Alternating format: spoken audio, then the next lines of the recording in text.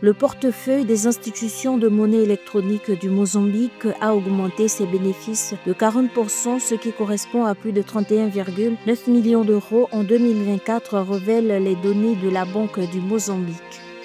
Le Sénégal a levé sur le marché financier régional de l'UMOA 1 700 milliards de francs CFA au premier semestre 2025, un volume en hausse de 267% par rapport aux 343,46 milliards de francs CFA mobilisés à la même période un an plus tôt. Le port de Mombasa au Kenya a enregistré une croissance robuste des volumes de fret et de conteneurs au cours du premier semestre 2025, 21,3 millions de tonnes de marchandises traitées entre janvier et juin 2025.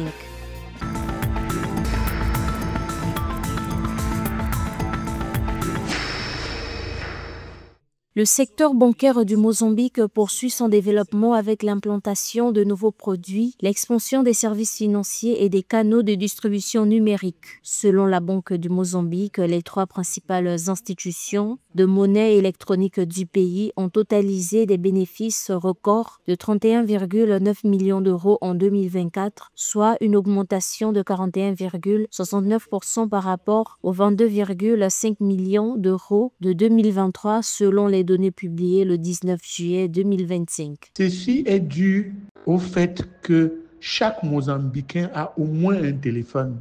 Donc, chaque Mozambicain est un utilisateur de la monnaie téléphonique, ce qui n'est pas le cas des banques, ce qui n'est pas le cas des comptes en banque.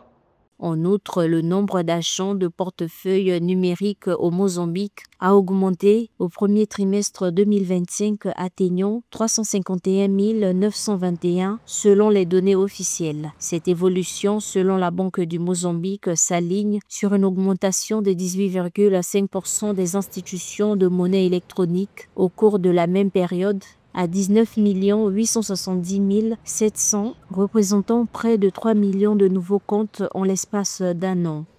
Donc les plateformes doivent constamment être développées et des investissements conséquents doivent être faits pour que ces plateformes répondent à l'avancée technologique des besoins des fintech. Donc, le secteur des paiements électroniques risque d'être le seul secteur qui va rester dans les prochaines années. Et non seulement il va rester, mais il va de plus en plus être consommateur de la technologie et des réseaux téléphoniques.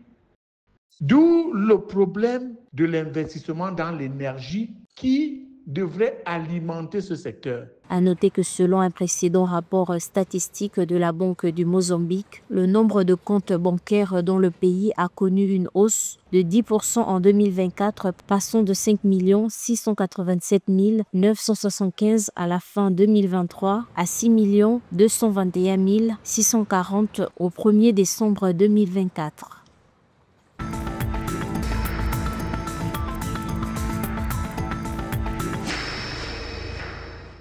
Le port de Mombasa au Kenya a enregistré une croissance robuste de volume de fret et de conteneurs au cours du premier semestre 2025, défiant les vents contraires du transport maritime mondial pour maintenir sa trajectoire ascendante. 21,3 millions de tonnes de marchandises ont été traitées entre janvier et juin 2025 contre 19,7 millions de tonnes de marchandises à la même période en 2024. Selon l'autorité portuaire du Kenya, les principaux contributeurs à la croissance ont été le vrac liquide, le vrac sec et les marchandises en vrac, qui ont augmenté respectivement de 766 763 tonnes métriques, soit 16,2%, 418 910 tonnes métriques, soit 11,6%, et 371 514 tonnes métriques, soit 44,7%.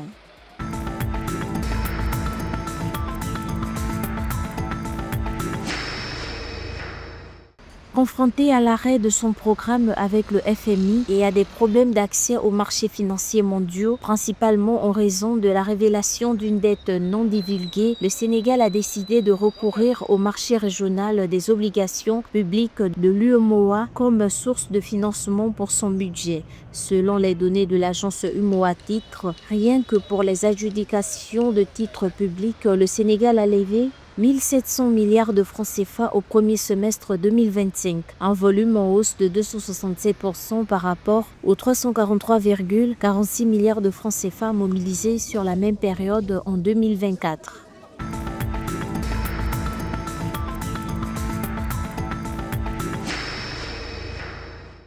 Les acteurs du secteur halieutique du Gabon vont bénéficier d'un financement de 25 milliards de francs CFA pour redynamiser leurs activités, ont rapporté les médias locaux. L'objectif est de stimuler la production locale, professionnaliser les acteurs gabonais et transformer les micro-activités en entreprises viables. Les prêts accordés à un taux préférentiel de 6% permettront l'acquisition d'équipements, la formation et la formalisation des pêcheurs.